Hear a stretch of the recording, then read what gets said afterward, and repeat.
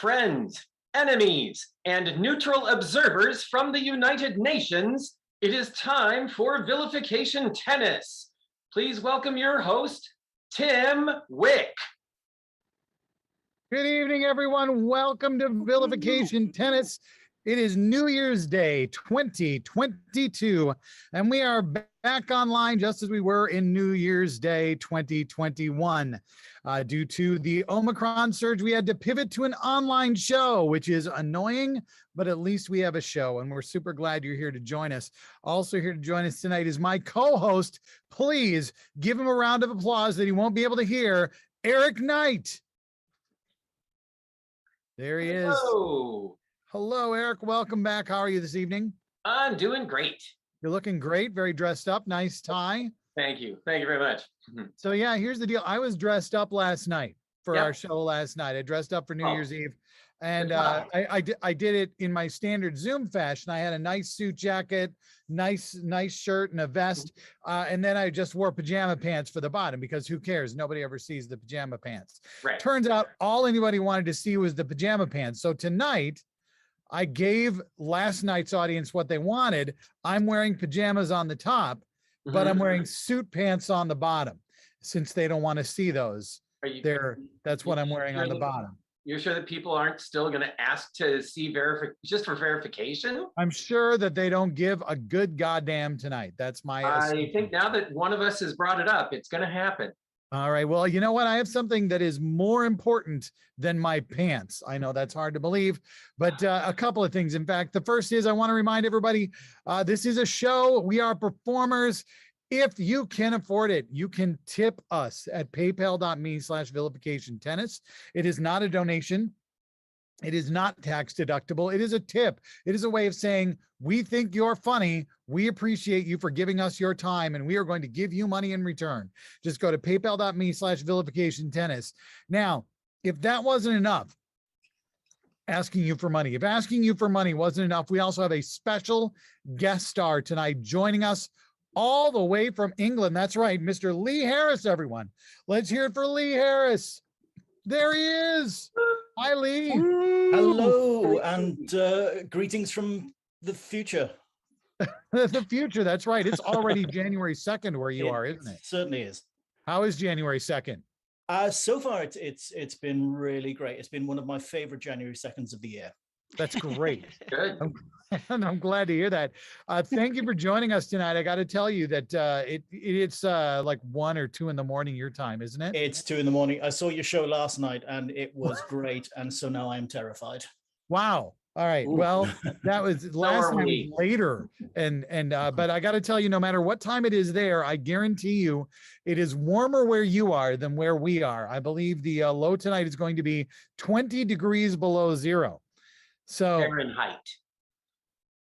Yeah, Fahrenheit, American degrees. Negative 29 C. 20 American degrees below zero.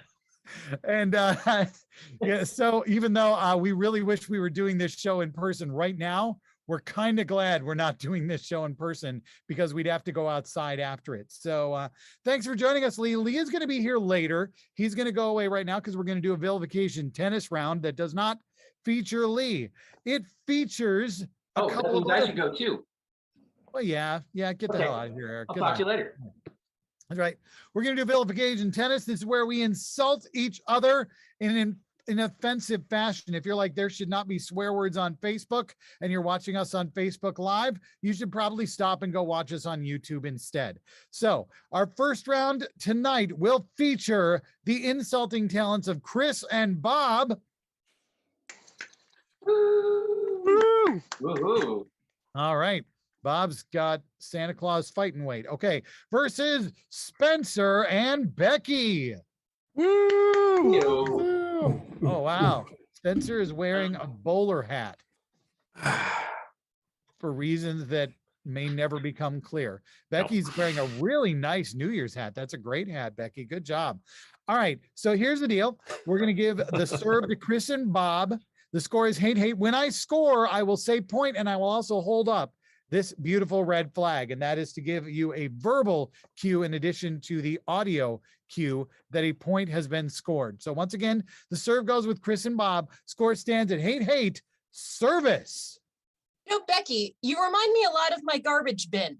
In the winter, you don't smell quite as bad. Y'all, Chris was into Rage Against the Machine before they were political.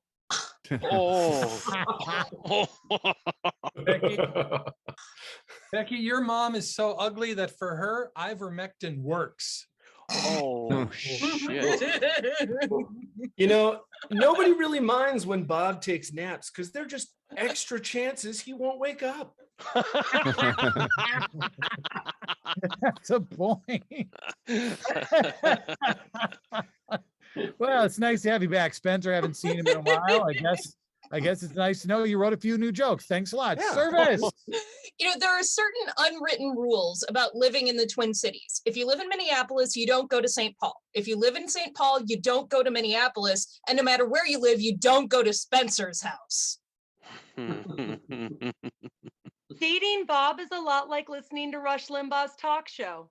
It will probably ruin your relationship with your father. Okay, all right.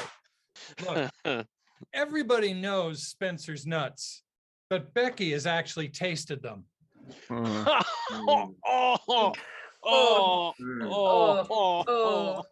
know, Chris, I hear you had no problem taking ivermectin because you're already so used to eating paste. You know,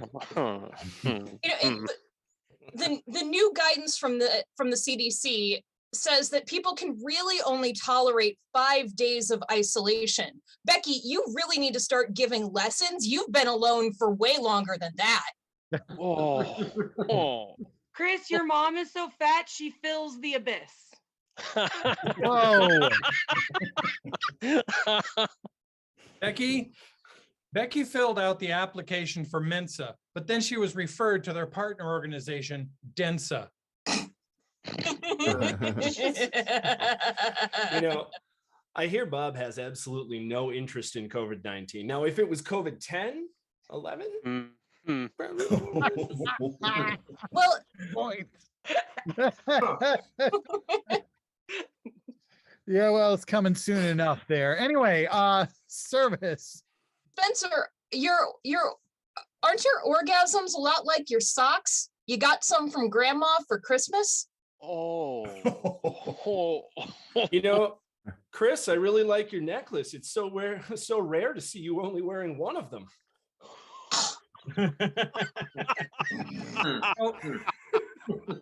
Sex with Spencer is like Trump on January 6th. He tells you to get started, and then he goes and watches TV for 3 hours. Funny enough, speaking of January 6th, dating Bob has caused more suicides than the January insurrection. Whoa. Wow. Becky here is a lot like a driveway in winter. After plowing, make sure to salt so you don't slip on the ice. Listen, I don't want to tell you that Chris is a slut, but the unending thumping of her floorboards tells a different tale. And Becky is such a nerd. She thought she could exchange a golden shower for 20 silver showers or 100 copper showers. That's the point. Hey, Eric, you're here. What do you have something to share with the I am. I'm just here to share that the audience apparently wants to know who let Bob have a sign. I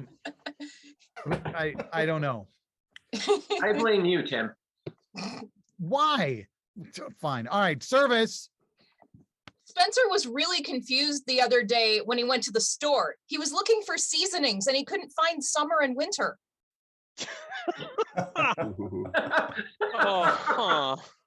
Oh, please, Chris. I heard you're so stupid you went and got the vaccine because you heard it makes you artistic. And Spencer, you're so stupid you gave up baseball because you heard people caught COVID from bats. God. Bob likes to claim he's a comedian who can't be censored, but really, Bob, we were just going for funny. I mean, the bar is so low. It's so low. Oh. Yeah, no, not quite. All right. Service. Becky, the reason I thought you had COVID is because your jokes are so tasteless. You know, sex with Bob is a lot like 2021. It's way too short and at the same time, far, far too long. You know, Spencer, you've got something in common with Coachella.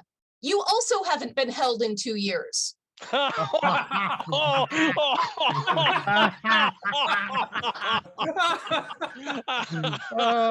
Spencer. Oh. It's funny because it's true. Becky, Becky your mom here is so. Oh, go ahead. Becky here is so white, she can only sing Christmas Karens. Ow. Listen, I don't know if 42 is the answer to everything, but it's definitely the answer to the question, which baseball player does Bob make the most racist jokes about? Oh, wow. So because we've got our guest from Great Britain, a couple of English themed ones. Spencer tried to put his toad in the hole, but his spotted dick encountered black pudding and mushy peas. Ew. Ugh. Oh. Lee is laughing at that. I'll give you that. Ew. Come on, Bob. Like Becky said, you're so racist. If you were alive during the Civil War, you'd have your own statue. You know, what's the difference between Becky and a gym is that both are going to be filled with sweaty people in January, but the gyms will be empty again by March. Oh. How is Bob like Sam Beckett? Every time he gets inside a woman, he doesn't know how to act.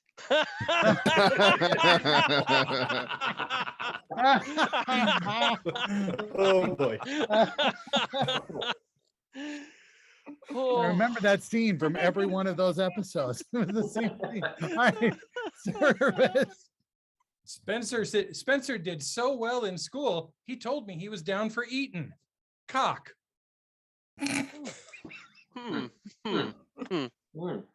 You know, Bob, most babies are delivered by a stork. Weird thing, I heard your mom needed a crane.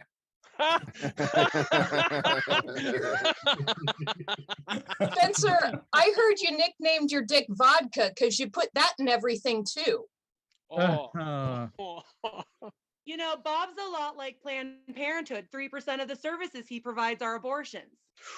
Oh. You know, Becky's sex life is like one of those electric scooters. Before she gets where she's going, the battery runs out. Oh. Come on, Bob. You're so stupid you flip your turnover before you eat it. Jesus. Spencer, you're so stupid you drunk texted your ex. Box. Come on, Chris. You're so stupid you play Duck, Duck, Goose. Oh, shit. You know, Spencer loves these year-end shows because he gets to reuse both of this year's funny jokes. It's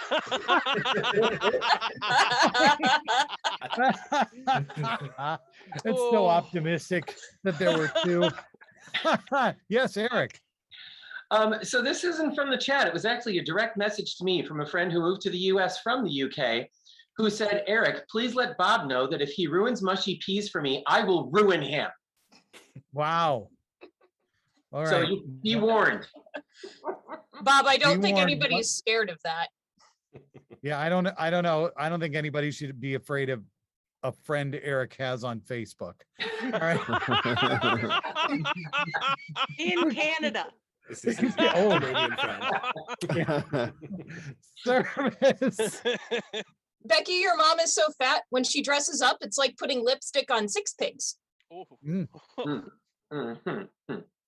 Because I know that Bob is making a lot of fat mom jokes here, and it's just his Oedipus complex coming through. You'll have to forgive him.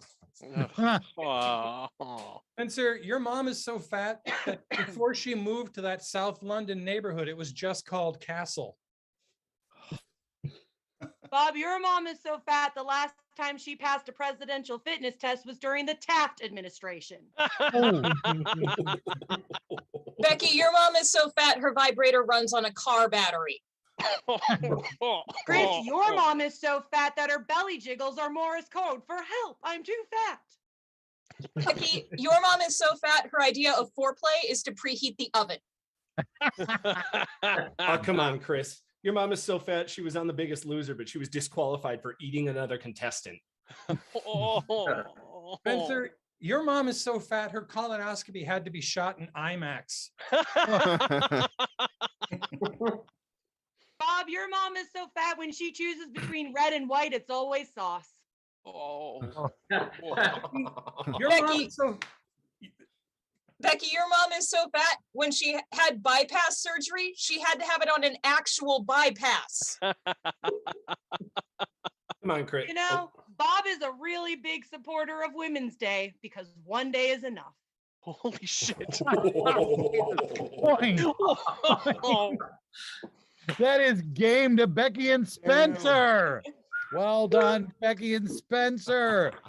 So that is round one of Vilification Tennis. Let's give a big old virtual round of applause to Chris, Bob, Becky, and Spencer. They're going to be back a little later. Right now, it looks like Eric is back to tell us more from his imaginary friends. What do you got, Eric?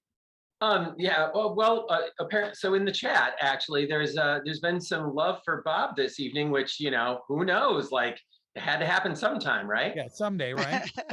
And apparently there's been also some attention to who is probably the most recognizable laugher in Vilification Tennis, and that's James. Yeah. Does have a very enjoyable laugh. So That's about 90% of the reason we allowed him to join the cast, to be totally honest. yeah. Is Yeah, so he could laugh at the rest of our jokes. We are going to move on to something that we do every year at our end of the year show, at our Fuck 2021 show, or Fuck 2020, or we're going to do in memoriam. We are going to memorialize some people, some important people who died in 2021. And to do that, we have 5 people who have prepared some eulogies for these folks. That we have Eric Thompson, Becky, Bob, Eric Knight, my own co-host, and our special guest all the way from across the pond, as they call it, Lee Harris. So our fabulous tech assistant, Merritt, is going to start a PowerPoint document in which you, our audience, are going to be able to look at pictures of these fabulous folks, or also others, who died in 2021. Speaking of others, the first name that we will memorialize tonight is Rush Limbaugh. So Limbaugh's fans referred to themselves as ditto heads. I never knew that ditto was a euphemism for shit. Rush Limbaugh was presented the Presidential Medal of Freedom before he died, which, quite frankly, says more about America than it does about Rush Limbaugh.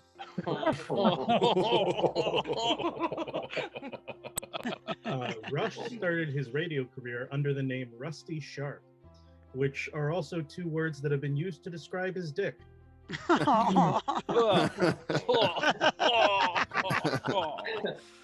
Tucker Carlson was recently hospitalized from exhaustion because ever since Rush Limbaugh died, he's had to be twice as racist.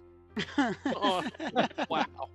So I actually had the misfortune of growing up having to listen to Rush Limbaugh because my dad listens to it, and I would just like to personally say, fuck you, Rush Limbaugh. That joke about ruining my relationship with my father, that's completely fucking true. My dad has COVID, and it's because you said it was a common cold. Fuck you.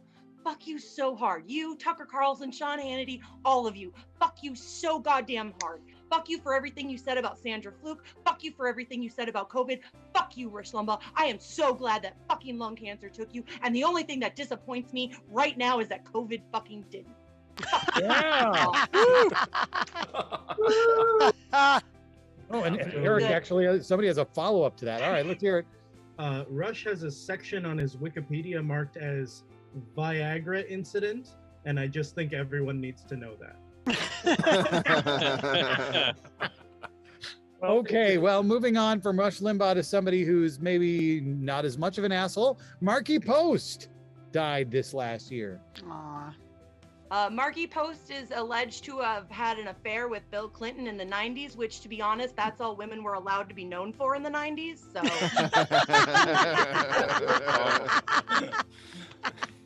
So Marky Post was in a 2001 reboot attempt of the Sid and Marty Krofft series, Electra Woman and Dinah Girl.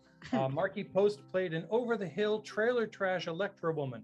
So basically, Becky, if she shuffles her feet on the carpeting. Oh, wow. Marky was on one episode of the Santa Clarita Diet entitled Coyote in Yoga Pants, which can also describe most of Eric Knight's dates. So, you know, Marky Post died just 22 days after rapper Biz Markie. Coincidence? Marky Post's last movie was called Christmas Reservations, which ironically she didn't need this year. Oh, Oh, wow. okay. We have successfully eulogized Marky Post. Next up, Beverly Cleary. Beverly Cleary was a author of, I believe, young adult books. I'm not exactly sure how Beverly Cleary died, but I'm pretty sure Ramona did it. Well, Bev's last book was Ramona Forever, which is a little ironic now if you think about it.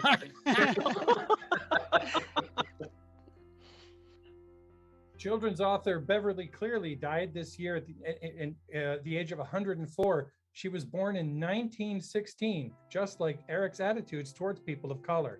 Wow. Do you know? Oh, go ahead, Eric. Cleary died in a place called Carmel by the Sea, which is also how Bob's mother will probably die.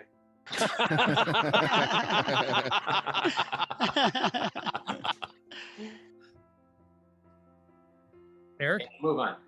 Oh, all right. We're moving on.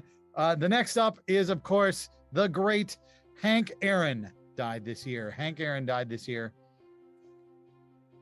After more than 30 years in Milwaukee pro sports, Hank Aaron, who died this year, was inducted into the Wisconsin Athletic Hall of Fame in 1986, making him the first person so inducted for reasons that did not involve eating cheese.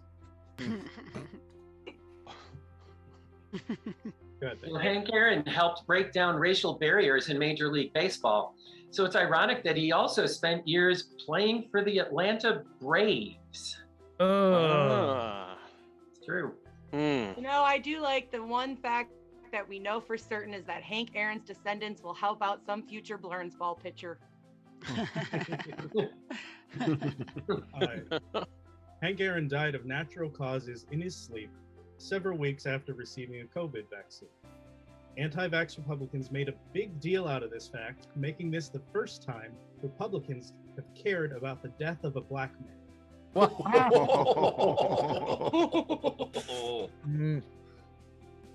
Yeah, that's that. We're stopping there. Moving on. Speaking of Republicans, how about Bob Dole? Bob Dole would like you to know that Bob Dole died this year. You know, yeah, Bob Dole was famously mocked for referring to himself in the third person, but it made sense for him to do that because so few people actually otherwise would have talked about it. At Bob Dole's funeral, he had written a letter, and in it he said, "I guess I'm going to find out if heaven is a lot like Kansas." And to be clear, with 7,083 new cases, 37 new deaths, 118 hospitalizations since Monday in Kansas, it does sound like the Republican Party is at least trying to bring everyone from Kansas to heaven. In 2019, Congress passed a bill promoting Dole from captain to colonel, showing that it only took 535 people to get him up. Oh. Bob Dole typically gripped a pen in his paralyzed left hand while he was in Congress. After leaving Congress, he typically gripped the wads of lobbying money he took from every shady organization in the world. All right. And next, after Bob Dole, we have somebody who was, I believe, nothing like him, except he was also a white man. Dean Stockwell died this year. It's an amazing picture. Mm. You probably know Stockwell won his first Golden Globe in 1990 for his performance as Al in the time travel series Quantum Leap. And he used his considerable influence on the show to have Sam jump back and take over his life in order to secure his second Golden Globe in the movie Gentleman's Agreement 43 years earlier.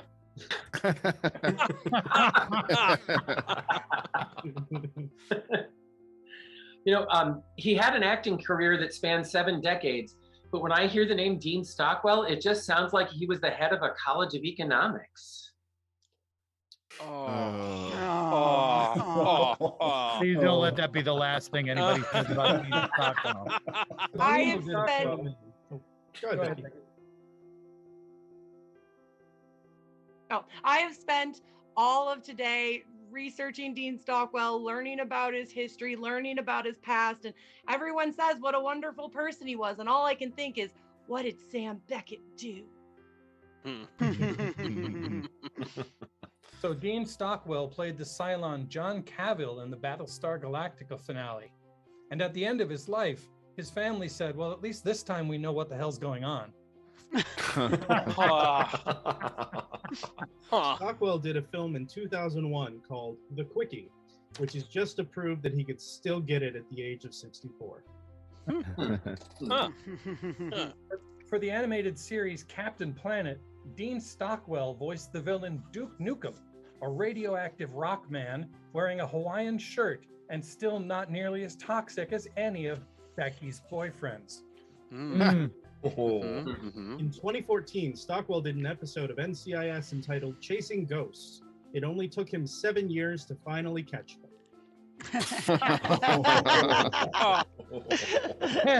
And finally, for today, Dustin Diamond, our beloved Screech, died this year, and we are going to eulogize him. Dustin Diamond was a mediocre actor on Saved by the Bell, so fans didn't really have to wait for him to die to see him be stiff. I disagree. Diamond was an underrated actor who nevertheless got to show his range outside of Saved by the Bell, the show that obviously made him a household name. I mean, after all, who could forget his performances in Saved by the Bell Hawaiian Style, Saved by the Bell The College Years, Saved by the Bell The New Class, and the major motion picture Saved by the Bell Wedding in Las Vegas. Wow. That was my favorite. Viva Las Vegas. Millions of people watched Saved by the Bell, never knowing that this lovable nerd would eventually go to jail for pulling a switchblade in a bar fight.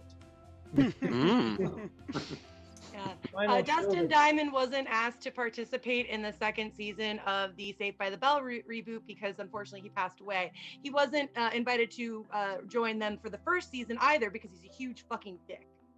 The final show that Dustin Diamond was in was a show on Adult Swim called Your Pretty Face is Going to Hell, where he was tortured by Satan. In the business, they call this foreshadowing.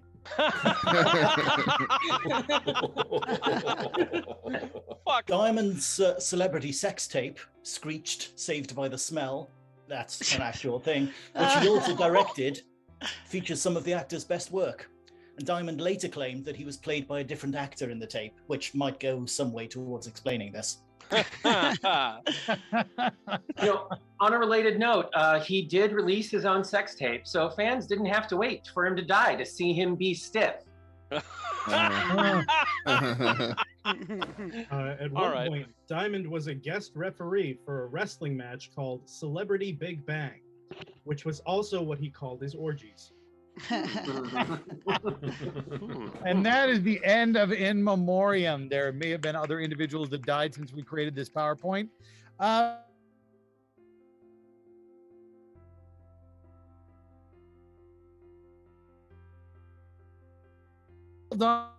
Individuals who passed away in 2021. Now, because, Eric, did you have something to share with us before we moved on? I do. So as a matter of fact, Lee's commentary on Limbaugh and Becky's both got some really notable attention. People really enjoyed that. I thought I thought we pissed them off because so many of our audience members are Republicans. When did you lose touch with reality, Tim? The question is, when did I ever have it? So speaking of reality, we're going to have a debate. We've brought Lee Harris here from England, and we think it's time to finally settle who's better, England or America.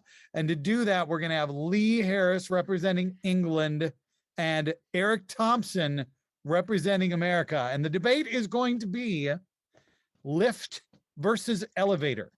Lift versus elevator. We're going to give Lee the opportunity to explain why lift is better than elevator. And then Eric, you will have an opportunity for a rebuttal. Lee, lift versus elevator. Well, I think the lift has a few things going for it. First of all, it's good and simple.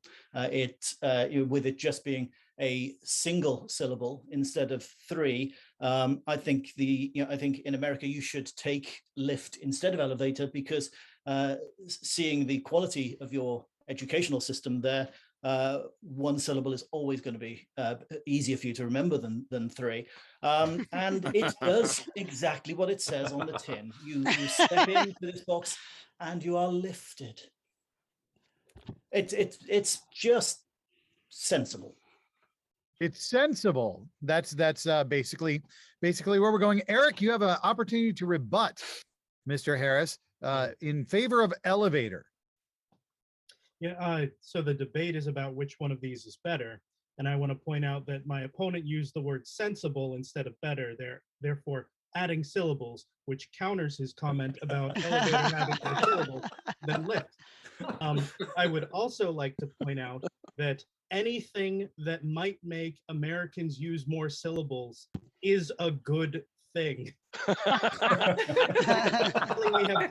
not using. If we have so much to spare, we should use them. Now, I don't know about you, but an elevator has gotten me to the top of very tall buildings. A lift never has. An Uber might, but I also don't.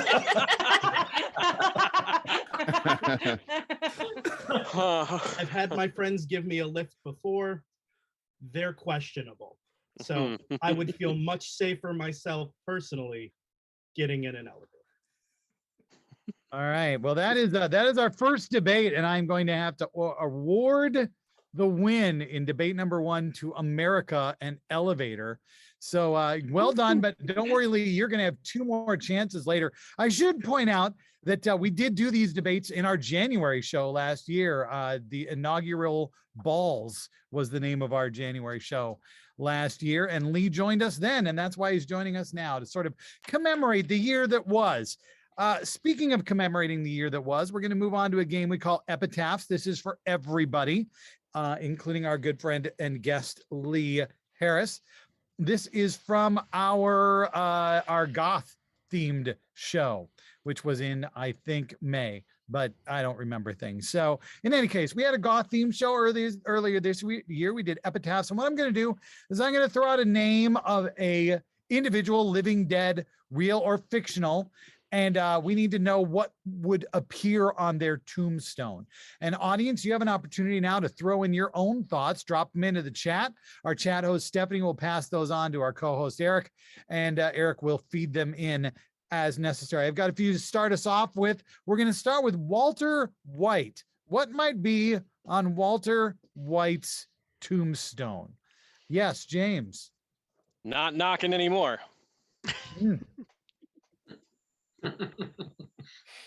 Anybody else? Oh yeah, Nick. Here lies Walter White, an indictment of the U.S. healthcare system. Molly. Walter White, birth to death, not cancer, just the meth. I like it. It's poetic. Spencer. Here lies Walter White. Forgotten so quickly, I have no fucking idea who he is. Oh my God. No hints from what anybody else said. Okay, fine. Eric Thompson. It's actually just 2 boxes, and it's a capital W with a lowercase a, and then a capital W with a lowercase. Becky. Just says, I'm from Breaking Bad, Spencer.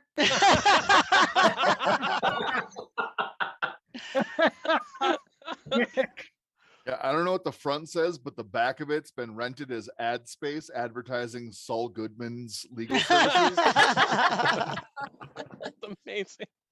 Okay, we are going to go for Jessica Rabbit. What would it say on Jessica Rabbit's tombstone? Do you know who that is, Spencer? I've yes, thank you. Good. Molly. She's not dead. She's just drawn that way.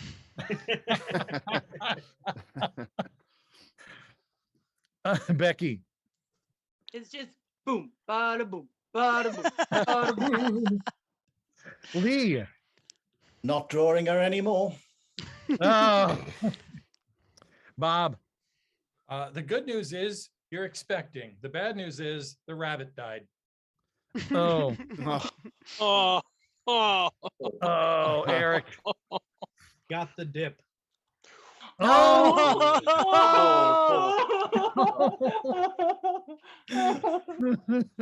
I guess that was Spencer's joke. James. Oh, no. James.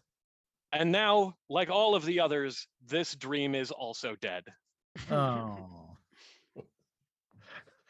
Okay, Eric, do we have a suggestion from the audience? We do. Very timely. No surprise here. The suggestion is Betty White. Wow, that's why I didn't write it down. I knew it was coming. All right, we are going to the epitaph for Betty White. We'll start with Lee Harris. Winner of the 2021 Deadpool. Well done, Betty. Bob. Now that Betty White has died, we're going to have to keep Dolly Parton in bubble wrap. Molly. Her tombstone just says, "Suck it, People Magazine."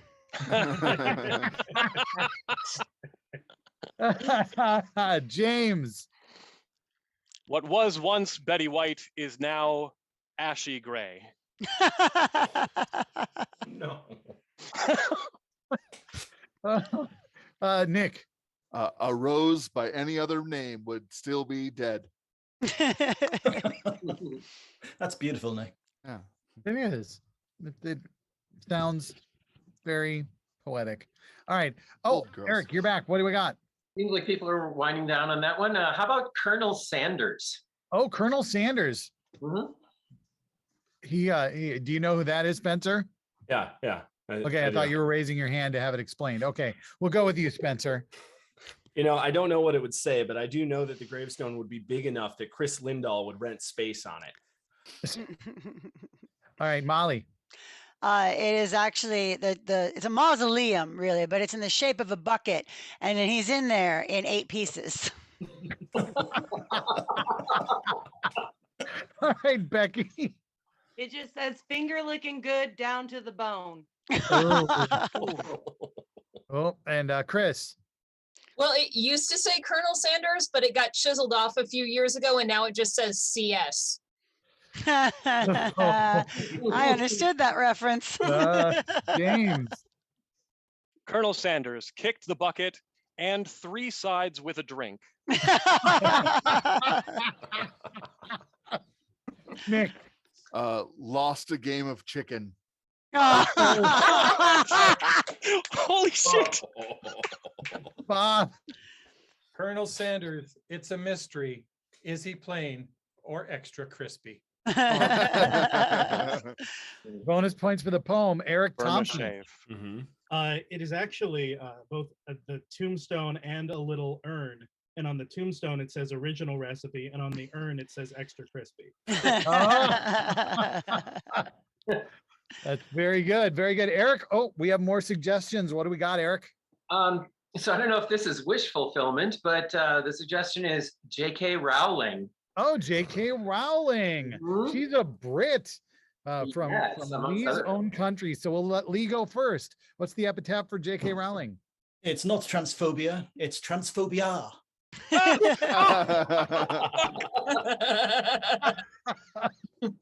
Okay, Spencer. Here lies J.K. Rowling. Please stay off her turf. Oh, Nick. It just says fucking finally. That's it. Just- Becky. Ding dong, the wannabe witch is dead. Molly. This grave is a gender neutral bathroom.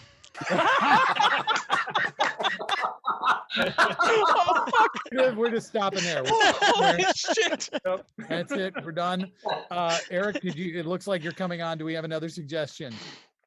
Yeah, let's go with Tim Wick. Ooh. Hey, the audience suggested it. Yeah, yeah. Of course they did. All right, what's on my gravestone? Eric Thompson. There's just a line painted down in the middle of it, and it just says service. Aw. That's sort of sweet. James. Someone gave him $5 to die. It would work. Molly. It says, oh no, now who will do vilification tennis prep? Still no one.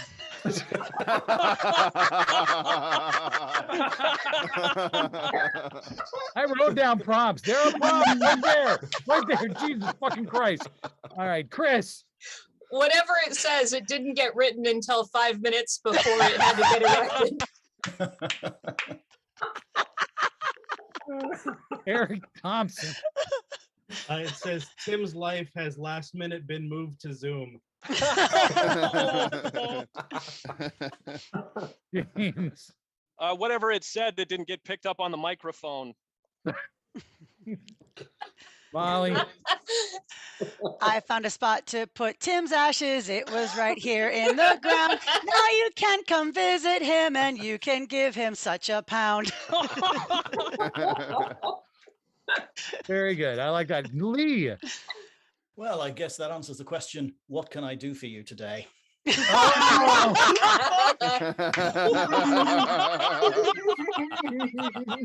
Holy Ouch. shit, Lee. Ouch. Nick. Here lies Tim Wick. He was burned at both ends. Chris. Yeah, I was close enough to that. It was a Wick joke. It was a joke about my name. Yeah. Okay. Oh God, they're still going. Eric. It says site of convergence 2026. All right, that's enough. That's oh God damn it, James. Just go. Just go. Get it out of your system. It says Max Pub like it always has. Oh, Gross. it's where Tim dies 5 times a day. Oh, man. You are all the worst. Okay. Oh God damn it, Nick. It says gender neutral privy. So it's Okay, that's enough. That's enough. We're done with this game. This game is stupid. We're never playing it again. And fuck all of you. So we're going to move on to a game we call Insane Asylum. This is based on a game we call Interrogation. This is for James, Spencer, and Nick. Now, what the story is, Nick is in Arkham Asylum and he needs to figure out why he's there because something drove him mad. He did something terrible when he was driven mad and he thought he was somebody famous when he did it. But he can't know what that is. James and Spencer are going to try and help him remember. So, Nick, you need to just kind of go away so you can't hear the next bit. Yep, all right. You've been silenced. You are now blinded. Eric, I need you to come back because we've been soliciting these ideas from the audience. And there he is. Okay, Eric, I need to know what drove Nick mad. What drove? Okay, he can't hear. So, what drove him mad was first was an itch he cannot scratch. An itch he cannot scratch drove him mad. Okay, and what did he do when he was driven mad? What he did was wrapped his feet in prosciutto. Wow. Okay. Yeah. All right. And then who did he think he was? Billy Idol. Billy Idol. Okay.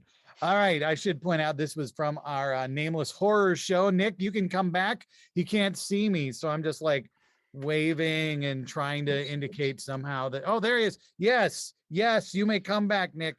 All right. James and Spencer. James and Spencer, take it away.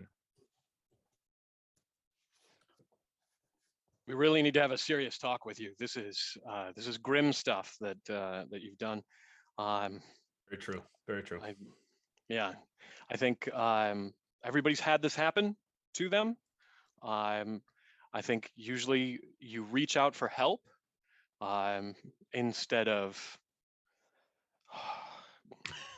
this instead of this. Yeah. We really want to catch these kinds of things before they happen. I know that it can drive you mad the longer it goes on.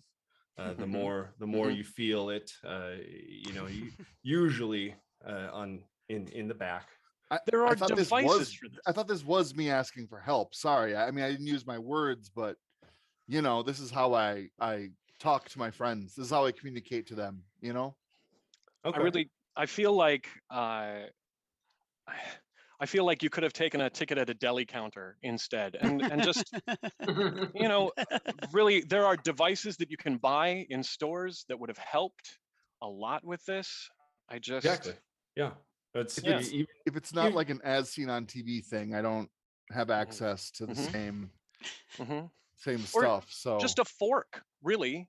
Oh, just anything. It's and I understand. It's this can be more pronounced. Say when you have a cast on, or when you're wearing tight clothing. Those are kinds of things that can really provoke this kind of thing. Saying that you were crying for help is a bit of a reach. Yeah. I had some clothes that were new and they just weren't fitting quite right. That how could that cause goes. this. Yeah. Well, Yeah, you could have sat down for a little while, watched some cartoons with the Simpson kids, and just relaxed. It's the tags, James. The tags are so itchy. They are a constant distraction, and I think everyone should sympathize with this plight. That's and I definitely understand. And when you can't do anything about that, that will drive one mad eventually. It leads to it comes out in other ways, obviously.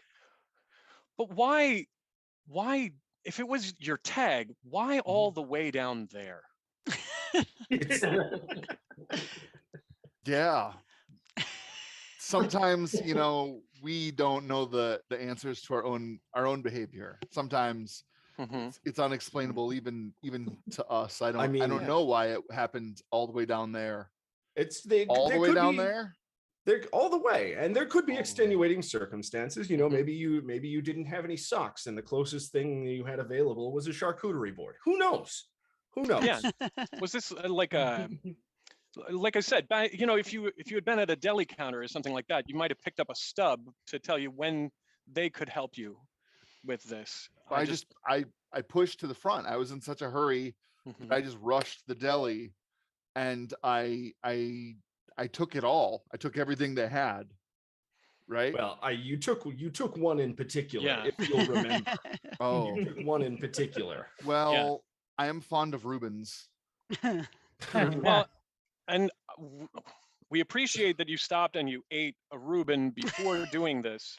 But you ruined all of this particular thing for absolutely everyone. Well, the reason I can't even look at it now. The reason I did that particular one is because I love Reubens. I wanted to make sure that there was corned beef for Reubens still.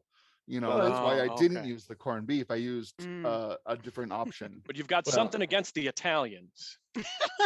Yeah, definitely. Or something against, how the thickness of corned beef. I mean, it's the hand gestures. It's the trains running on time. It's the taking an entire month off. And, frankly, the fact that I can't eat pork really, I think, subconsciously affected my choices. Well, I mean, when you've had a Reuben, and you're in having an itch like that, I guess I could see how somebody could get there, but I mean, all the way on your furthest parts of your extremities, I don't get. From the knees down, I think it was one of those things where it's like I played soccer as a kid, and those knee pads were like a comfort, like my protection.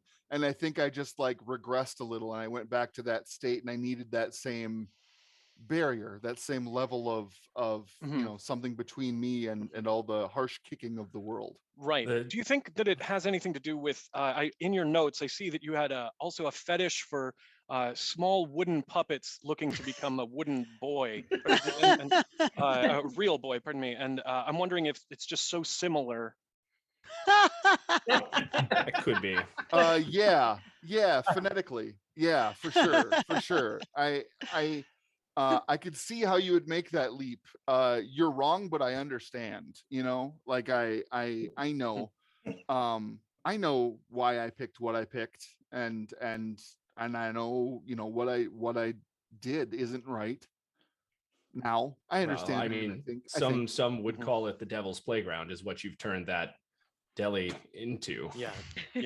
Oh, and on a day that was just perfect for a white wedding. True. Yeah. True. It was a nice day. The best part of putting it on is letting, Tim's mom eat it off. I didn't even. Okay. That isn't even in the case file. I'm. Okay. I feel like Nick's got it. Let's check it out. Nick, can you tell us what drove you mad? I was itchy. I was too itchy. I had an itch I could not scratch. Yes, itch you could not scratch is accurate. Okay, and what did you do because of that? I covered my legs in prosciutto ham. For my feet. Hey! Your feet, close enough. And finally, who did you think you were? Oh, I was Billy Idol for sure. Yeah. Well done, Nick. That was amazing. That was interrogation. I don't know how he figured that out. That was the weirdest shit ever. But well done, Nick. Well played, James and Spencer. We're going to move on to debate number 2 to see which is better, America or England. And today, Molly will be representing America, and Lee Harris, of course, will be representing England. Your debate topic is shepherd's pie versus apple pie.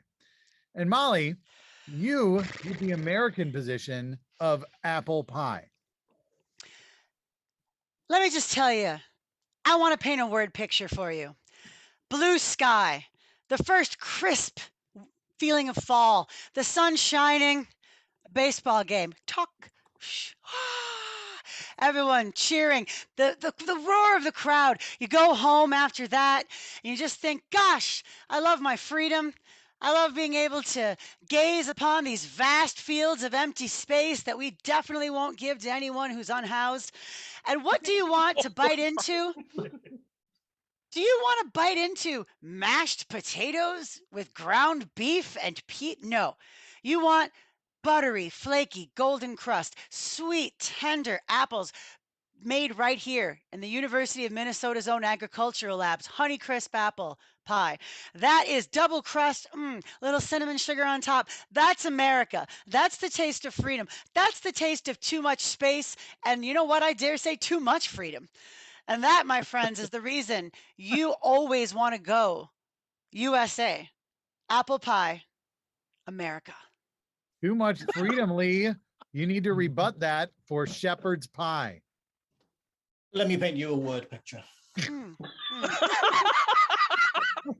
Blue skies, the sun is shining. Do you know who enjoys blue skies and shining suns or shining shuns? Shepherds. Shepherds gambling out in the fields with their cards and their dice, listening to the roar of distant traffic, the bleat of the lambs, the lowing of the cows. What could be more free than being outside than that? If you love your freedom, you must love the outdoors. If you love the outdoors, you must love shepherds. And if you love shepherds, you must love shepherd's pie. That is freedom. and that got super dirty, and that's what I respect about it. So let's see, Molly, you have a counterpoint? I do. I noticed that my esteemed opponent from across the pond has not mentioned the taste of shepherd's pie, but only the degenerativeness of the shepherds and the sounds that sheep make. I feel like flavor is a key element here, and one cannot overlook savory versus sweet. Apple pie wins. I could not agree more that taste is such an important thing. And it was interesting that you concentrated on taste in the first section of your presentation. I felt that I didn't have to, because shepherd's pie is just such a classic meal. And you know what you can enjoy after shepherd's pie? You can enjoy any fruit pie. You're not limited to apple. Aren't you supposed to call them pudding? I don't think he's a real English guy. Damn it, I've been found out. Well, that was an interesting counterpoint there, Molly, but still, I have to give it to England for shepherd's pie. We're tied 1-1. We're going to move on to a game. We're still number one in COVID cases. Oh no! USA.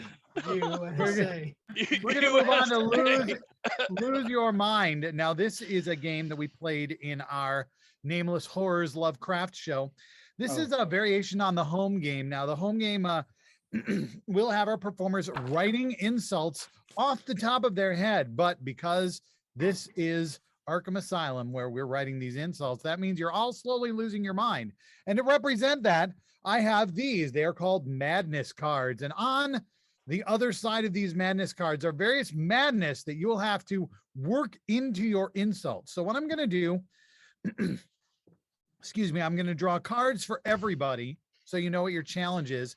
And then we'll have the first two people write insults. So we'll start. Lee, here's your first challenge. All right, your insult must contain the word magnanimous. Insult must contain the word magnanimous. And Spencer, your insult must include the words pine and tree, but not necessarily in that order. Pine and tree. Can they be in that order? It says not necessarily, so it could be, but it doesn't have to be. It's the first round. I'm trying to be nice. Bob, your insult must not contain any words that end with the letter S. Your insult must not contain any words that end with the letter S. No, Becky. Oh, good. This is fun. I kept this from last night. Your insult must be phrased in the form of a question. Your insult must be phrased in the form of a question. James, this is probably the hardest thing you will have ever had to do. Your insult must be delivered in a flat monotone. Insult must be delivered in a flat monotone. Eric Thompson, your insult must be a haiku. Your insult must be a haiku. 575. We all Give remember that one to the poet. That's not fair. I know. Well, it's luck of the draw. And we're going to go to Nick next. Nick, your insult must include at least one swear word, but you must say beep instead of swearing. You must beep out the swear words. Okay? And Can Molly, I swear more than once and only beep one of them? No, all of them. And Molly, this is the perfect one for you. I wrote this one with your in mind. Your insult must end with the words, burn, bitch. Oh, fuck. So there you go. That's the first round. Now, if you proceed to the second round, you will get additional challenges because you will be going more mad, which means you not only need to do the challenges I've given you, but you will have to do additional ones. So we're going to start with Lee and Spencer. And your topic that you'll be writing an insult on is oceans or bodies of water. So I'll remind everybody that Lee's insult must include the word magnanimous. And Spencer's insult must include the words pine and tree, but not necessarily in that order. And it's about oceans or bodies of water. Now, whoever wins stays in, and we'll get an additional challenge in the next round. Whoever loses can turn off their camera and pee. So there's, there's reasons to go both ways.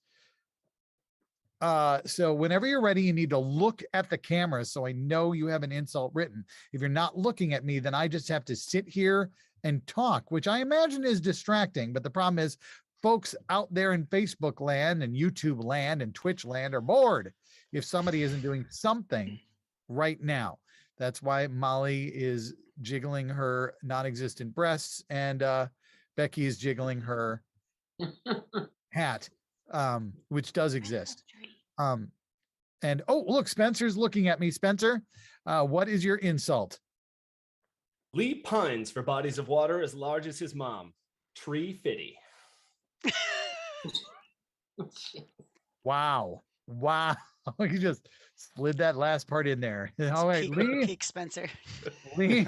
Oh my goodness, this is not going to work. I used to think that Spencer was stupid, but I'm going to give him the benefit of the doubt and assume that the reason that he chose his particular favorite movie wasn't because it helped describe his bowel movements.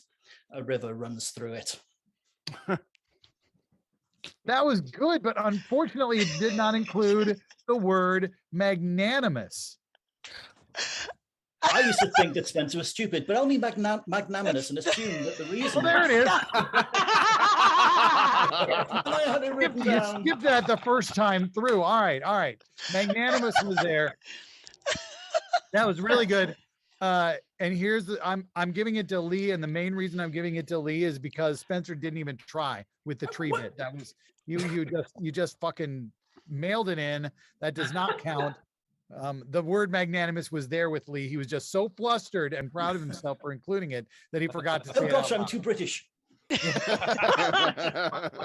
have Bob now. Bob versus Becky. Your topic is bar games such as darts or pool, those kind of games. So I will remind you that Bob's insult must not contain any words that end in S, and Becky's insult must be phrased in the form of a question. And they are writing about bar games. That could also be like beer pong. It could, Eric, did you have something you wanted to share while we were waiting for them to write a joke? Oh yeah, while we're killing time in their writing, I just want to remind everybody and really emphasize they're writing these right now on the spot. That's right now. And Lee doesn't do this all the time. And it's like 2 a.m. English time. Yeah, which I guess is the metric system. Yeah, 3 o'clock now. All right, so looks like Bob, you have an insult about a bar game that end with no words that end in S. Go. A Becky bullseye can be a peen. All right. None of the words ended in S. I'll give it that. Becky, your insult must be phrased in the form of a question. Go. Playing pool is not the only time Bob has to ask, did I get it in? Yes, that was better. All right, Bob, you're out. Becky, you stay in. It's going to get worse for you. James versus Eric. Insult must be delivered in a flat monotone for James. Eric, your insult must be a haiku. Your topic is presidents. I made that very general. Presidents. Any president or presidents, plural, could also be included. So that gives you a lot to think about, especially when you're trying to write a haiku. In terms of what president are you talking about and how many syllables are in that president's name. James, on the other hand, just has to try and behave like not himself when he delivers his insult. Funny or? Well, that too, but all right, James has it. Oh, and so does Eric. Okay, go ahead, James. This is perfect for this joke. They took a recording of Eric's love life while he stayed in the Lincoln bedroom, and his wife said, "Oh yes, oh yes." Do it to me. Oh, you finished 5 minutes ago?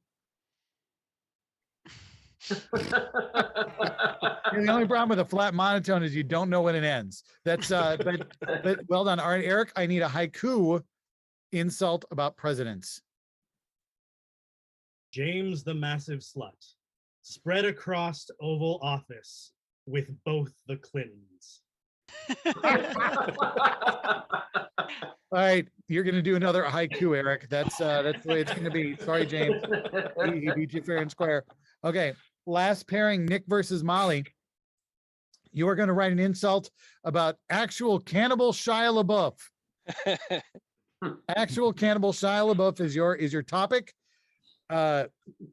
Nick's insult must contain at least one swear word, but you must say beep instead of swearing. And Molly, your insult must end with the words "burn, bitch." Oh, 2 Glovers enter, 1 Glover leaves. It's very challenging. All right, Nick, you have something. Go for it. So the joke is that Shia LaBeouf is a cannibal, and let me tell you, that guy will eat anything except for Molly's nasty beeping cunt.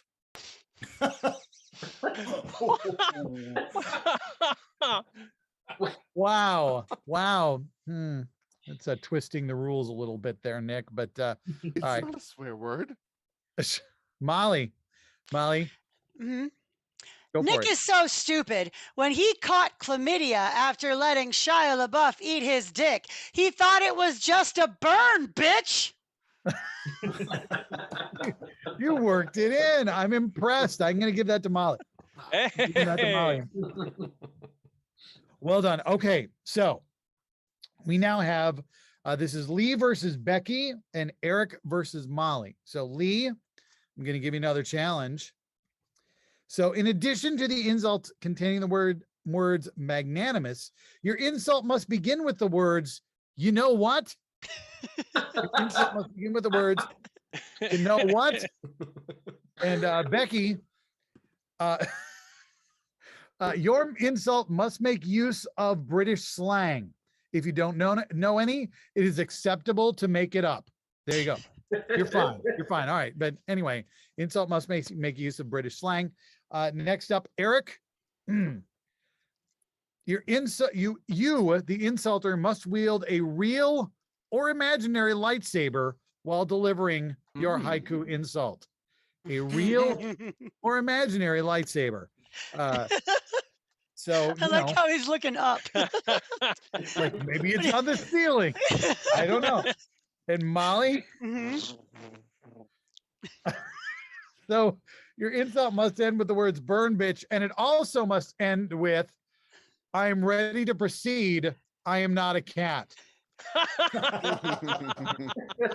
Okay. So it must end with both of those things. Yeah. In some way that is unclear. So all right. First up, we have Lee versus Becky, and your topic is cleaning products. Any cleaning product can be chosen, but it must be a product that they use to clean. So while they're writing that, I'm just going to remind you once again, Lee's insult must contain the word magnanimous, and it must begin with the words, you know what? And Becky's insult must use British slang, and it must be phrased in the form of a question. Yes, Eric Knight. This isn't from the chat. I'm just wondering, how are we going to know if Lee's using an actual name of a cleaning product? Because it's all going to be some weird British stuff we've never heard of, right? It's still called soap, Eric. I think they still call it soap in England. He has to use the word soap. Got it. Well, I'm just saying that he might use the word soap. Anyway, we'll. All right, Becky, I think you have it. All right, so go for it. Your cleaning product insult. Listen, I don't want to say that Lee is 6s and 7s, but did he really use Lysol to cure COVID? Fair. All right, Lee, we're just waiting on you. It's fine. Yes, it's you fine. are. Yeah.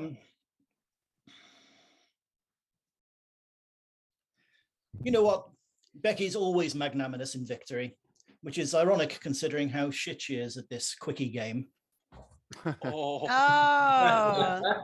Oh, quickie. That is an English cleaning product, I do believe. Well done, but I still think I'm going to have to give the win on this one to Becky. Oh, thank God.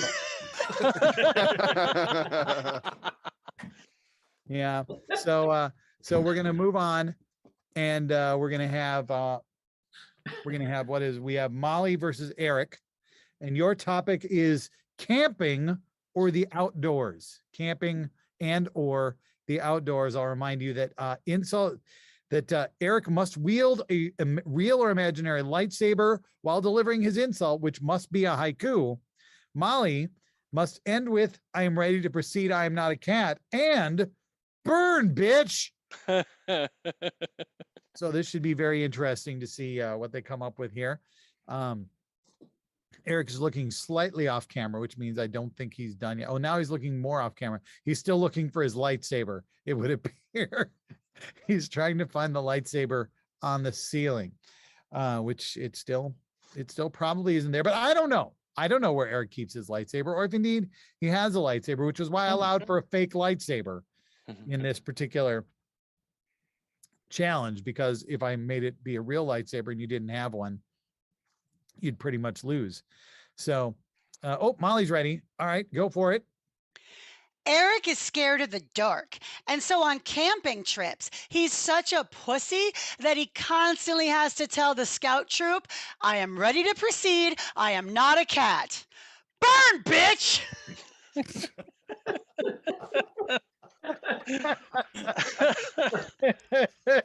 All right, Eric. I need to hear your haiku while wielding a lightsaber. No, this is totally a lightsaber and absolutely not part of my backdrop. Okay. Molly, I believe it. Molly, legs raised high, like two massive nude tree trunks, dicks strewn between them. Boy, that is tough. That is tough. Those are both very strong. But I think I have to give it to the haiku. I'm going to give it to the haiku. Well done, Eric. So final round is Becky versus Eric. And they get one more challenge between them. So they each get one more. So Becky, your insult cannot contain any word beginning with the letter M. It cannot contain any word beginning with the letter M. Eric, Eric, your insult. Oh, you son of a bitch. Your insult must contain at least one word that is a palindrome. Oh, shit. Oh. Your insult must contain at least one word that is a palindrome. And if it was, well, I'm not going to give you an example of what it would be, because that would be totally unfair. You've got to come up with it yourself. So here we go. You are writing an insult about Christmas or the holidays. So honestly, any December holiday is allowed in this round. But Becky, your insult cannot contain any word beginning with the letter M. You must use British slang, and it must be phrased in the form of a question. Eric, it must be a haiku. You must wield a real or imaginary lightsaber while delivering your insult, and it must contain at least one word that is a palindrome. Yes, Eric, what can I do for you? Just, I want to point out that people so far have been really enjoying Eric's haikus. Not to put any extra pressure on him now. By making him have one of those words be a palindrome. There's no pressure there. So Eric is working on his haiku, and Becky is clearly working on her question. And again, the topic is Christmas or the holidays, literally any holiday that takes place at the end of the year. It looks like Becky's ready. Becky, let's hear your final insult. Blimey, does Eric really think there's a war on Christmas?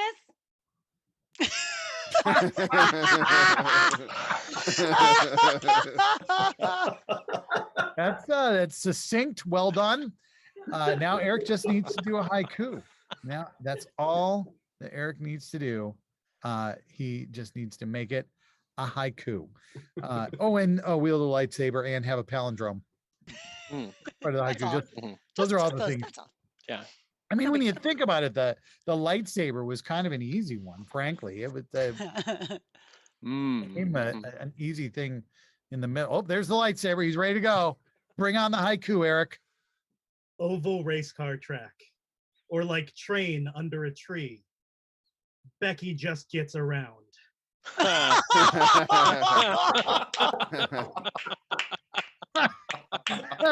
Holy shit. Yeah. All right. I have to give that to Eric Wow. just on principle. Well Those done, are both Eric. so good. Eric is our victor, but that was a hard fought battle. You both deserve props and some kind of reward, but we don't do that in this show. No rewards at all, other than my hearty congratulations. Off you go. It's time for us to settle the England versus America debate. We have Lee versus Nick. Lee versus Nick. This is our final debate. England versus America. Lee, you have Doctor Who. Nick, you have Star Trek. Doctor Who versus Star Trek. Lee, you may fire the first shot. Okay, so Doctor Who, like Star Trek, has spawned a number of spin-off shows, so Nick can't use that. But it's also the single longest running science fiction show in the history of television. Not only does it span coming up to 60 years of fine science fiction stroke fantasy, but also if you take into account the fact that it deals exclusively with almost exclusively with time travel, the popularity of the show starts from the beginning right up to the end of the universe. We have had so many fine performers playing the lead role, and it has launched a number of very exciting, very prestigious careers, and will continue to do so going way into the future. Star Trek, was it Star Trek he had? Yes, it was Star Trek. Star Trek, on the other hand, started off with a lead character played by somebody who, let's face it, would never realistically be described as an actor. So considering the quality of the performances of Doctor Who, the longevity of the series, and the fact that you can tell any story across space and time with this show, there really is no contest. Is that correct, Nick? Do you think there's no contest? I think we need to hear your rebuttal. I would agree that I think there's no contest here, but I disagree with Lee that Doctor Who is the superior show here. If we're just strictly talking about the quality of the show, I mean, Doctor Who is a children's fantasy show, and Star Trek is a stellar example of science fiction that has had a immeasurable cultural impact. If you were to do a survey and the people in NASA as to how many of them had their career inspired by watching Star Trek, I bet you'd be amazed at the number being in the higher 90 percentages. Star Trek in 1968 had the first interracial kiss on television. I think Doctor Who had a guy in a dress kiss some aliens or insinuate that he fucked some people or something. I don't know. Like I think that like Doctor Who is great, and I'm not going to just shit on Doctor Who as much as I would actually really love to. But Star Trek is a culturally important show. I think that all science fiction today owes something to that show. It's also a show that was survived due to the first successful fan campaign to bring back a canceled show.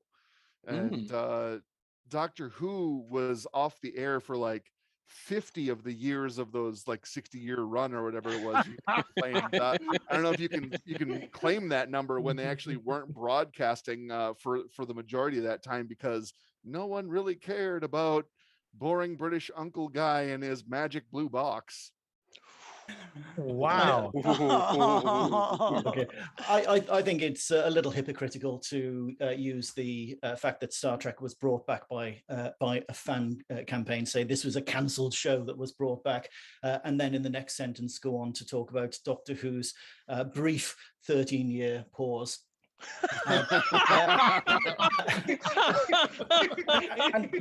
And really, over the course of human history, 13 years isn't that long.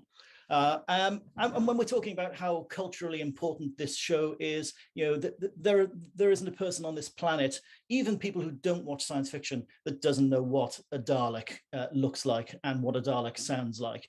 There are people who grew up with Doctor Who that then went on to become adults that enjoy programs like Star Trek, not necessarily Star Trek.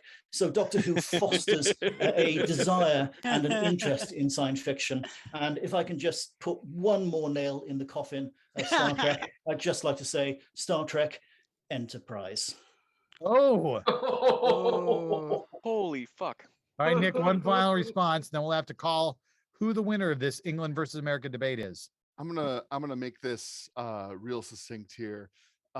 Star Trek can be summed up as, space. It's the final frontier. These are the voyages of the Starship Enterprise. Its continuing mission is to explore strange new worlds and to seek out new life and new civilizations, to boldly go where no one has gone before. And Doctor Who is about, I don't know, wibbly, wobbly, timey-wimey fish custard or something. I guess there's some trash cans that try to kill people. Yeah. Holy shit. Thank you for making another point in our favor. Okay, so this is a very difficult thing. Really well argued by both of you. I have to decide the win between America and England. And Lee, remind me again who the Prime Minister is in England? Oh, we don't have one. Oh, okay, good. Nick, is Ted Cruz still a senator? I mean, like, technically, but he spends. All right, most of so the time England hiding wins. in- All right, England wins. There you go. Victory for England. Well played, Lee. Rule We have one more Britannia. game that will feature Lee. One more game that will feature Lee. This game was played at our Vilification Tennis Cheers You Up show earlier this year. It is a game we call Improva, where we are going to try and take something and make it better one word at a time. This is for all of our performers.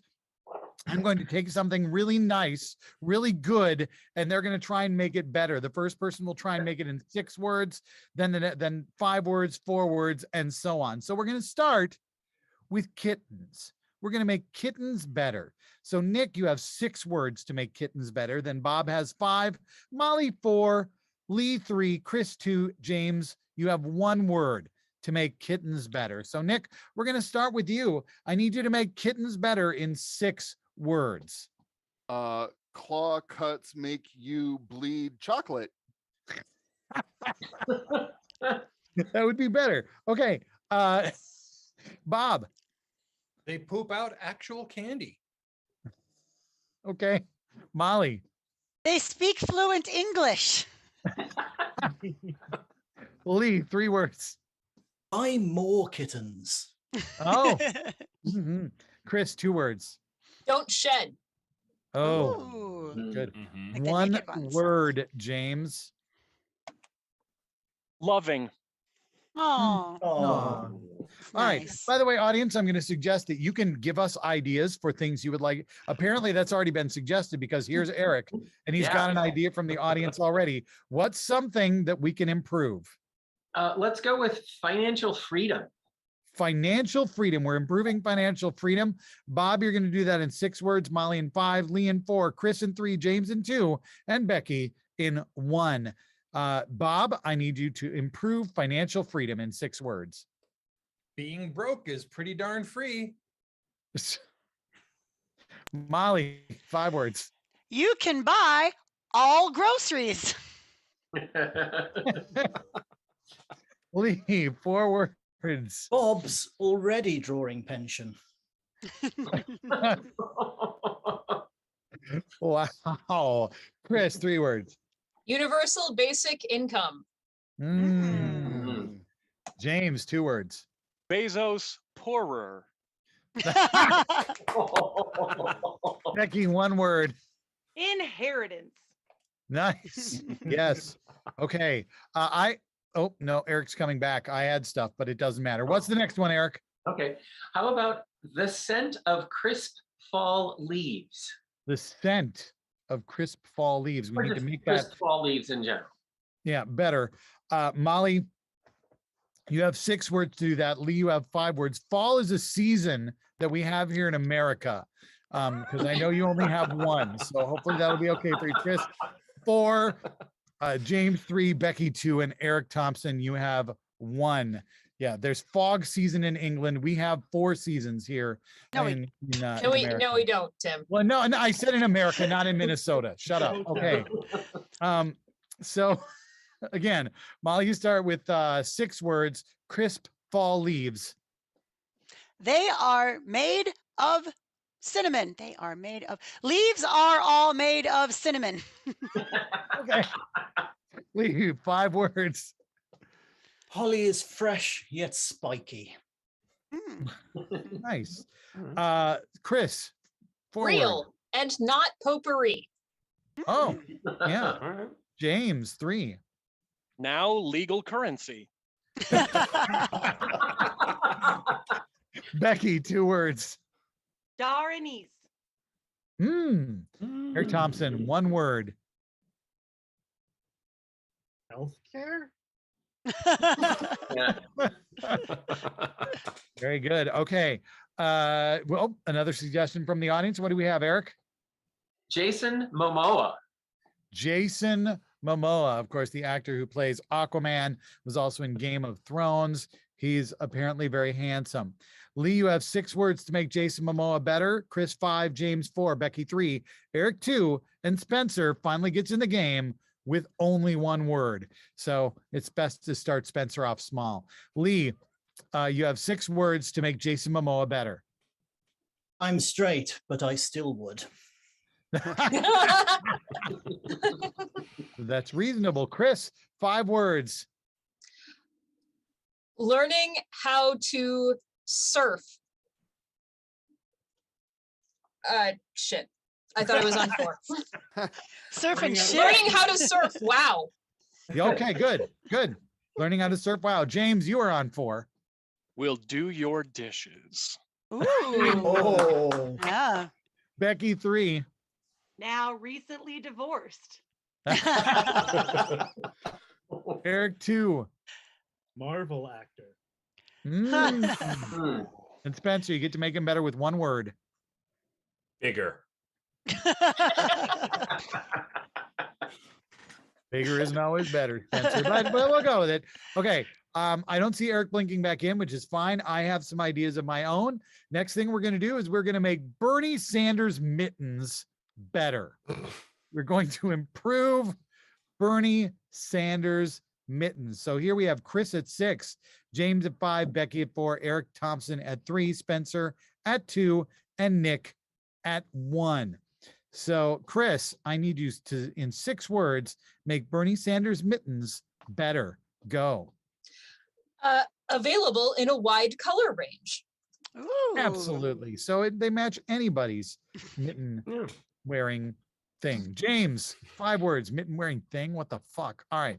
Hands warm and shoot lasers.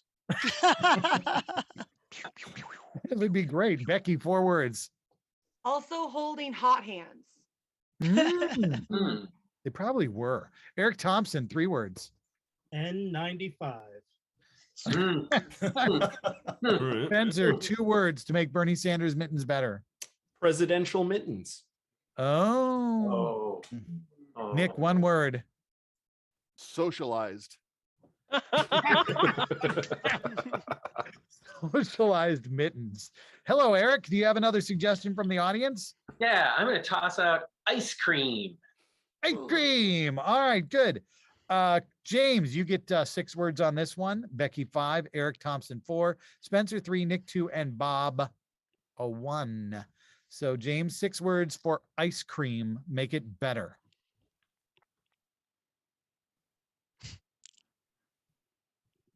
Yes, 6 words. Also cures all strains of COVID. Nice. Ooh. That would be the best kind of ice cream. Very good, Becky. 5 Comes words to make ice in cream better. non-melting Sunday. Oh, Mhm. that would be great. That is a good That would be one. great. Eric, 4 words. Eaten fast removes headache. Oh, Wow. Oh, fuck. Spencer, 3 words. Flavor changes anytime. Oh, Nick, 2 words. Cures cavities. Bob, 1 word to make ice cream better. Endless. Oh, That would be better. Oh, Eric, you have another suggestion. Yeah. Snuggles. Snuggles, just Snuggles. like the fabric softener Like or snuggling with people. the act. All right, the Cuddling. verb. The verb, not the softener. Okay. Becky, 6 words to make snuggles better. Eric, 5, Spencer, 4, Nick, 3, Bob, 2, Molly, 1. So we're going to start once again with Becky with 6 words. Go for it. Make snuggles better. Jason Momoa and Paul Rudd sandwich. Oh. Very nice. Eric T. Snuggles better. 5 words. Also paid to do it. Oh, sure. Why not? Spencer, 4 words. All blankets are weighted. Mm. All right. Nick, 3 words. Momoa body pillow. Oh, The callback. Bob, 2 words. Everybody consenting. Mm. And Molly, 1 word. MDMA. Very good. All right. I have one that I'm going to suggest. We got time for 2 more. I'm going with vaccines. Vaccines. We're going to take 6 words to make it better from Eric, 5 words from Spencer, 4 from Nick, 3 from Bob, 2 from Molly, and 1 little old word from Lee Harris over there in England. So we're going to start once again. Eric Thompson, 6 words to make vaccines better. Mandatory. So quarantine is over soon. Yay. Spencer, 5 words. No more need for boosters. Nick, 4 words. Shot activates X gene. That'd be great. Bob, we're at 3 words. Blowgun inoculation bounties.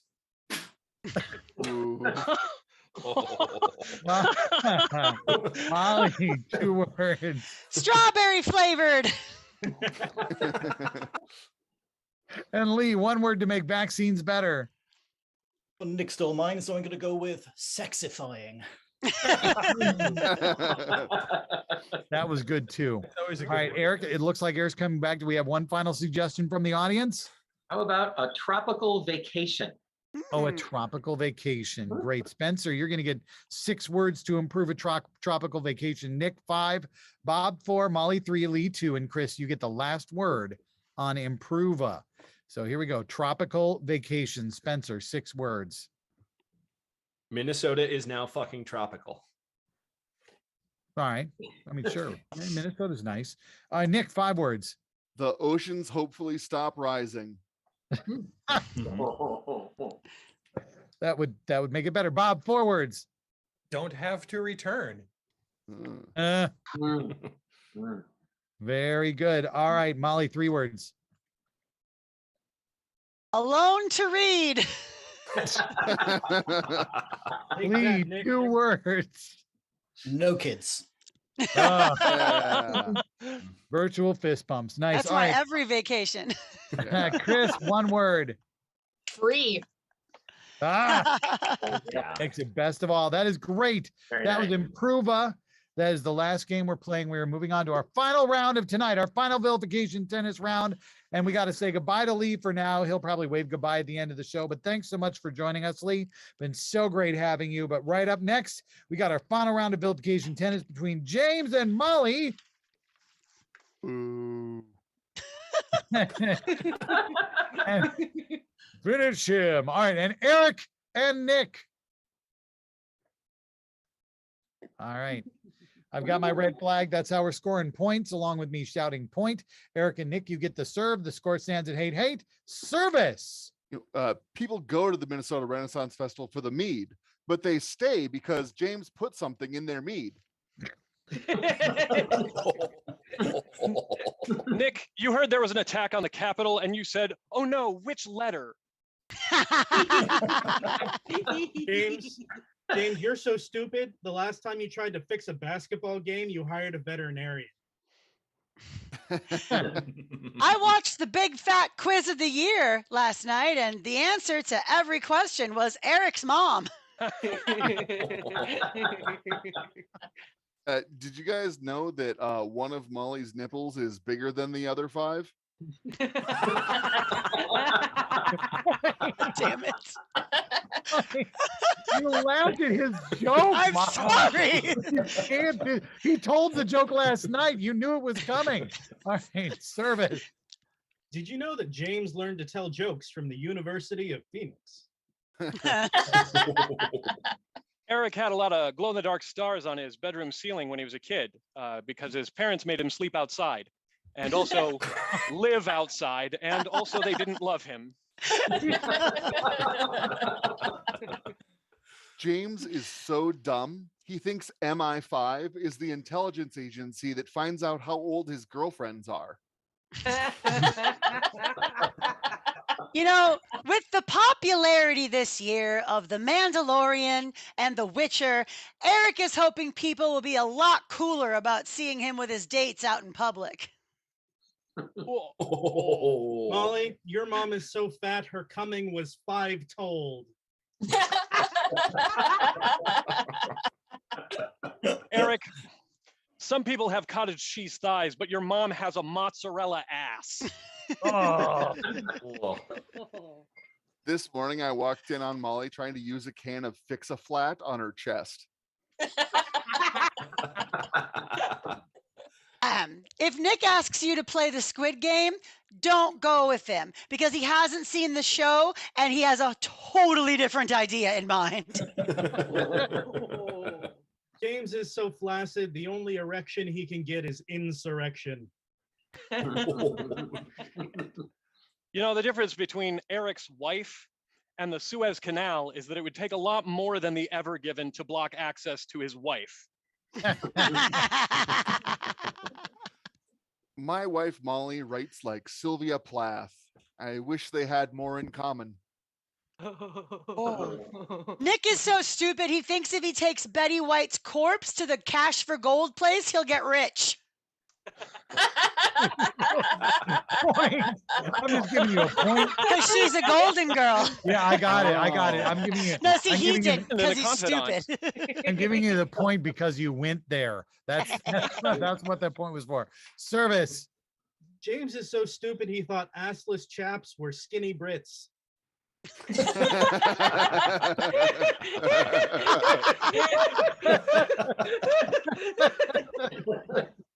And Lee is sitting there right now going, but Oh, fuck. that's true. All right. Anyway, Service. James is so stupid, he thinks the capillaries are at war with the Montagues. You're so stupid, you think that any guitar you take from a dead guy is a lute.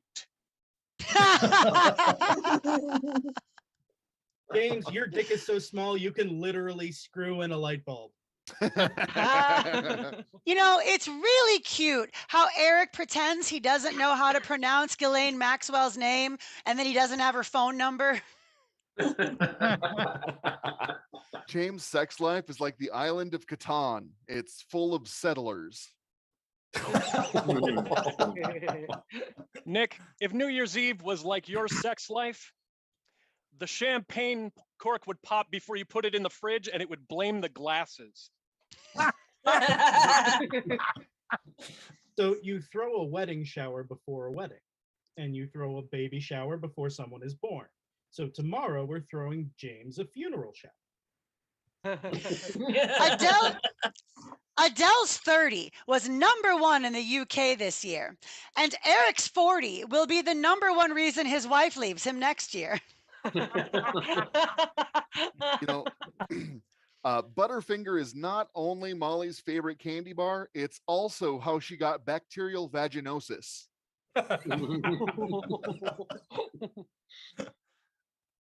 Nick stopped caring about what year it was after it turned 2018.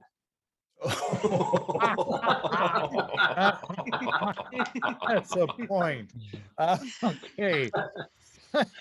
Eric, yes, you have something to add to this conversation. Yeah, just a couple tidbits from the chat. People are really enjoying Molly's outfit. It's very festive and celebratory. And a lot of just people really enjoying this match. A lot of laughs all around for a lot of the different jokes. So excellent. Good time. I'm going to remind you, if you're enjoying the show, hey, paypal.me/Vilification Tennis. All right, service. Molly is such a slut. After she blows out the candles on her birthday cake, she swallows. Nick is like the candy man. If you say his name 5 times, he comes. Oh, Molly. God, I wish your face had an incognito mode. You know, Nick, your dick is a lot like a dollar store spatula. Literally worse than not having one. I have one of those spatulas. Very good. Very good. Service. James, you have more X's than a John Madden playbook. Nick has Scottish ancestry, and he can trace his lineage all the way back to the Loch Ness Monster.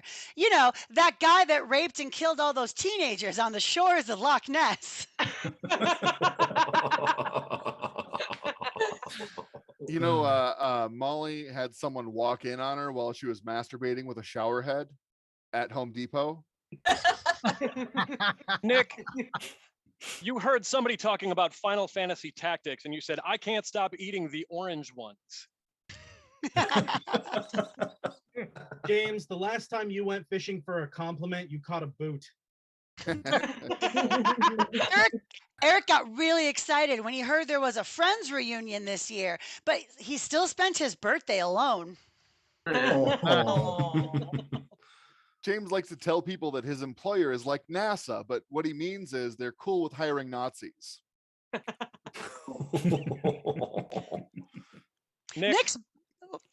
Nick, you're employed by NASA County for pederasty, breaking rocks into little rocks.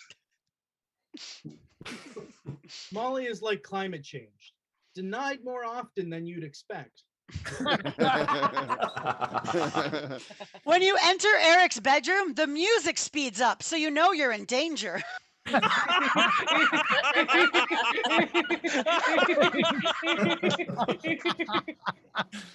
All right, service. James turns left into the wedge parking lot. Oh, you son of a bitch. You know, some people in sexually, they're pitchers or they're catchers, but Nick is a shortstop. Molly is such a cheap slut, she takes fool's gold in showers. Eric was really disappointed when he found out that the show Sweet Tooth was about a kid with antlers, not a horny boy. You know, I don't want to call James a pedophile, but if he was a Kryptonian, he'd get his powers from being close to your son. Guys, it took Nick an embarrassingly long time to realize why the show was called WandaVision.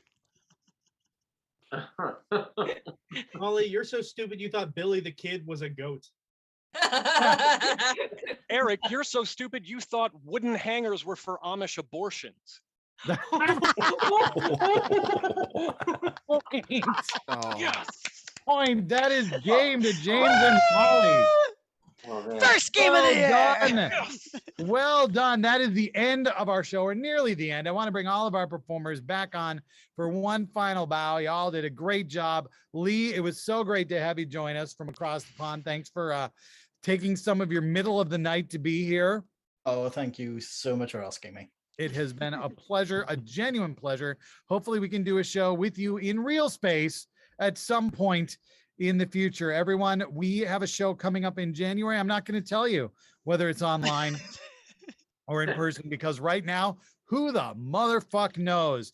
It's going to be on January 28th, either at the Bryant Lake Bowl or online. If it's online, it's going to be a different show than the one that'll be at the Bryant Lake Bowl. So I don't know what the theme's going to be yet either.